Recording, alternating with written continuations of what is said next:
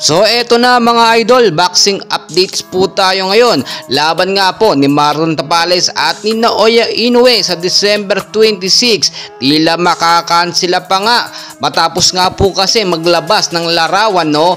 Ito nga pong si Naoya Inoue na tila may iniinda siya, no, sa kanyang tagiliran. At ang sinasabi nga po ng mga fans ay tila gumagawa lang ng paraan itong si Inoue para hindi makakalaban ito nga pong si Marlon Tapales. Di umuni natatakot siya, no, na ma-knock out o tila baka mapasabak siya, mapalaban ng gusto dito nga po sa ating kababayan na si Marlon Tapales. Ayon naman din po sa ating nakuhang source ay ginagawa lang daw po ito ni Naoya Inoue bilang pang-asar nga po sa ating kababayan na si Marlon Tapales. Nakita nyo naman kahit tatahitahimik itong si Inoue ay talagang mapang-asar din talaga. Ibang klase kasi itong boksingero na ito, no, or itong halimaw ng Japan na si Inoue. Ibang klase siya, bukod po doon sa sinabi niya kay Casimero Cuadro Alas na nawawalan siyang ganang labanan, no, ay talagang nakita natin kung paano niya minamaliit ang boksingerong Pinoy.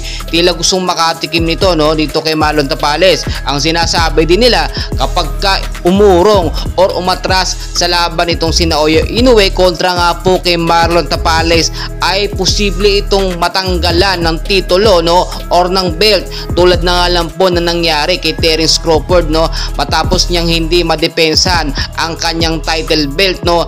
At nakita naman natin undisputed pa yun, pero kung sakasakali nga talaga na umatras itong si Naoya Inoue ay baka si Casimero Cuadro Alas naman ang mang-asar sa kanya. Tandaan po ninyo, hindi pa nagkakaroon ng rematch muli itong si Casimero kontra dito kay Yukimori Ogoni. So after talaga ng rematch nila, for sure hahamunin at gustong harapin talaga ni Casimero itong si Inoue. Dahil yung pang-aasar po ni Inoue dito kay Casimero ay talagang nakaka-insulto ng sobra. Nakita nyo naman yung naging laban ni Casimero kontra kay Ogoni, no, ay bugbog sa garado talaga si Yukimori Ogoni.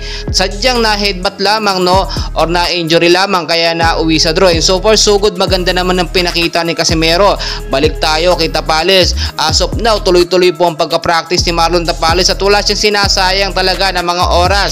Nakita nyo rin, todo talaga flex itong si Marlon Tapales sa kanyang mga training na ginagawa. Samantalang itong si Inoue naman ay talagang palihim at bihira lamang mag-post ng kanyang mga training or mga practices, no, nakita nyo.